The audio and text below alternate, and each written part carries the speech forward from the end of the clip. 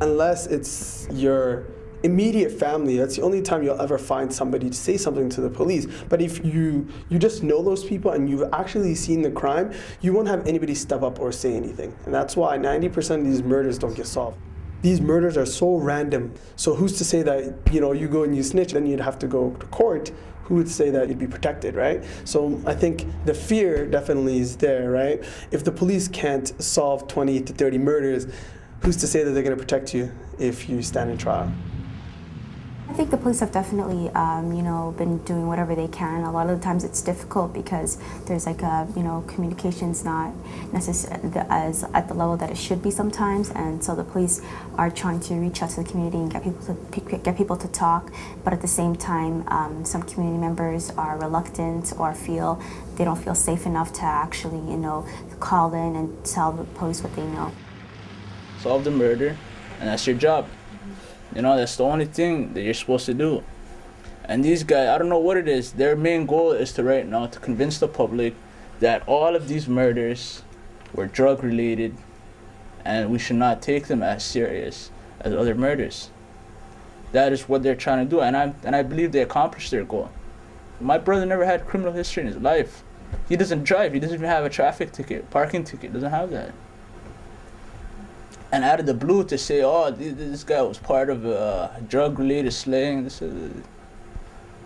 I don't even know where they got this from. I don't understand. I do feel insulted. Like, my brother's name has been ruined, my name has been ruined, my family's name has been ruined.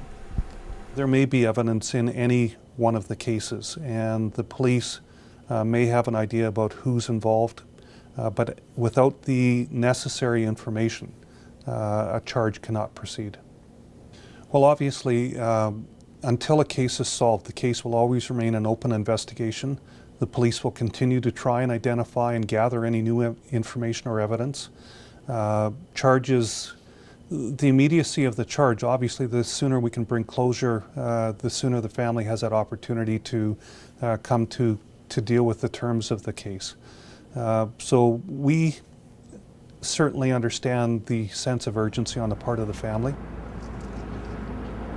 Somalis who were coming were different, very different. Number one, they were black. Number two, they were Muslims. Number two, they didn't have the language. So there were all kinds of problems. The issue is the way they perceived. Okay, you apply for a job, and maybe you're not saying, okay, you're because you're black, but they might say, oh, he's Somali, I don't know, I'm suspicious, I'm scared, I'm wonder, That might be a barrier where people are not comfortable with a couple of young Somalis applying for a job. A lot of people are afraid, or a lot of people are reluctant to sometimes hire them. So there's that issue of discrimination that's always been there, but we're trying to also equip the youth with the tools to understand, recognize racism, and then react to it in a way that's constructive. About 45% of the Somalis in Canada live below the poverty line.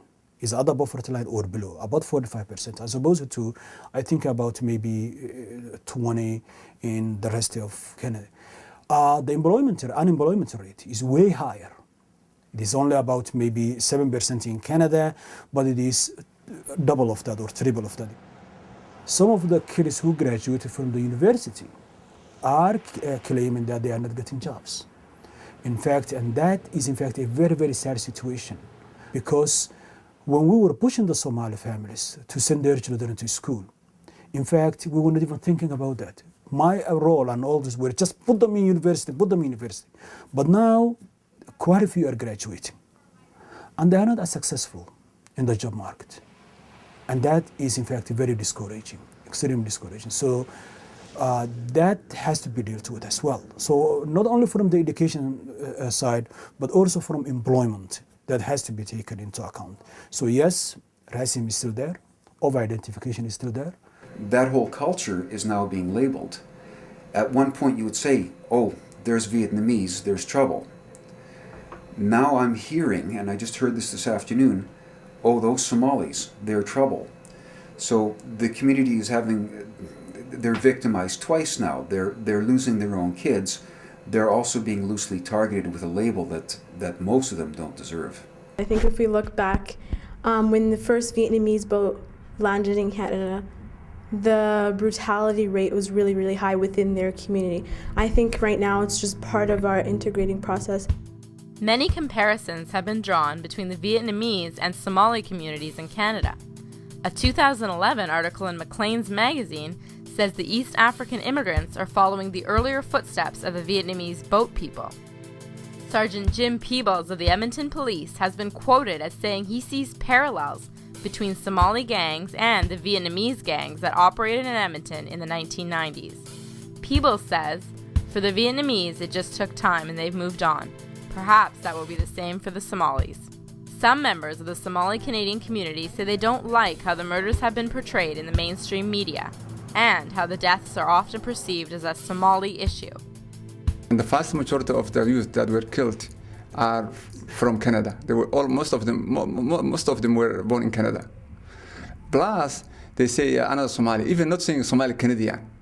So first, this child is a Canadian. We say to them, listen, these people were born in Canada. Say Somali-Canadian, maybe Canadians of Somali heritage. So sometimes they take things and they blow things out of proportion. They say automatically that this person was gang affiliated and this person was a drug dealer. Every person who died, right away, they said he was that, he was that, he was that.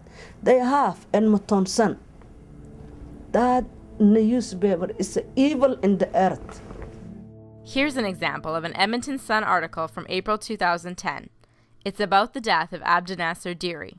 It's not known if Ali had any drug or gang connections like a number of the fallen young men. Yet that common link to a seedy underworld doesn't explain away the problem in the mind of Somali-Canadian community leaders. I talked to a few journalists at the Edmonton Sun. They told me their articles mean no disrespect. One writer says they always reference the community as Somali-Canadians at the beginning, then move to the short term of Somali for the rest of the article. However, I found they often only use the term Somali throughout an article.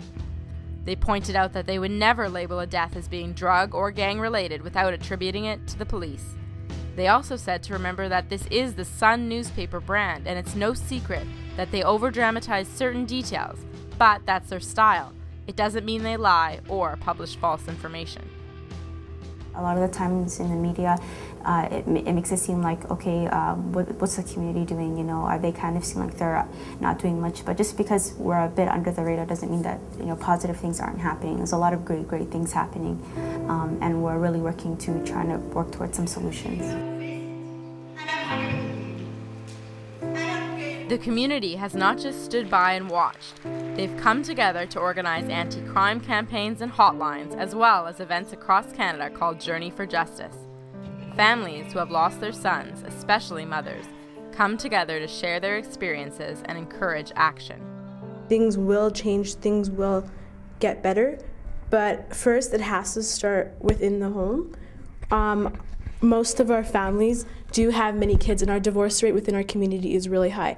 So when there's no father figure at the home, kids usually will act out of anger, and the mother won't be able to control it because a mom won't be able to relate to her son as much as she'll be able to relate to her daughter.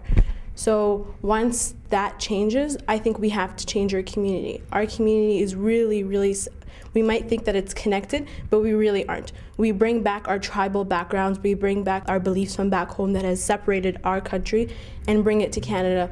And then we expect to still continue on our lives and that everything would still be normal. That's not how it's gonna happen. Parents need to focus on the fact that they're not raised in this society. There's some things that they don't understand. Sometimes they're oblivious to what their kids are doing. And definitely to educate the parents is the most important thing. They are working those two jobs, so they don't have a lot of time to spend with the children. And that is where the role of the community should have been there, to help them, to help the parents deal with those kind of stress. And the communities are not there. So basically, we normally say it takes a village to raise a child. Well, the village is missing. And it was supposed to be the Somali-Canadian community. A lot of the youth, even though most of them are born or raised in Canada, kind of just to stick to certain types of, events and community activities, like specifically to the Somali-Canadian community.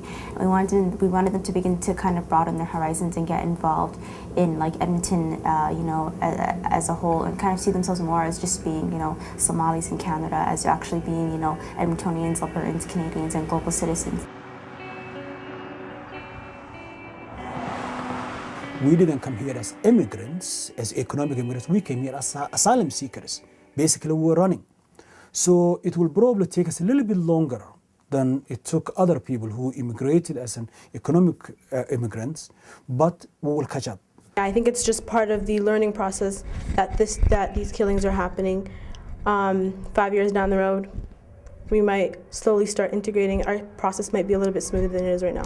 Yeah, I don't think people will go out of their way and risk their lives, you know, to make some money unless they felt like they had no other choice. So if the youth felt like they had alternatives, like real meaningful alternatives, they would go towards those alternatives. In many instances, the investigations are proceeding very well, and we may be one clue away from being able to solve the crime. And the police are very interested always in having members of the community work with us. The next clue that somebody might have to offer to the investigator might be that tipping point to bringing the person to justice. No young Somali-Canadian men have been killed in 2012 so far, but the struggles are not over. Families are still waiting for justice, and until more of the murders are solved, it will be hard to understand what really happened in each case. Ahmed Hussein, national president of the Canadian Somali Congress, published an editorial in the Edmonton Journal in January 2012. He said he doesn't like the attitude that the murders will hopefully just fade over time. He wants to see the community viewed as Canadians, not refugees trying to settle, but real Canadians who want to integrate into the mainstream and finally be accepted.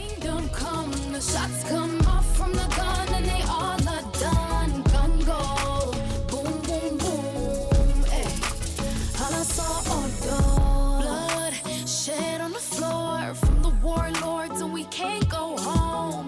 No food, no shelter, praying for the hereafter. My children don't cry no more. My children don't cry no more. Help us rise from the floor.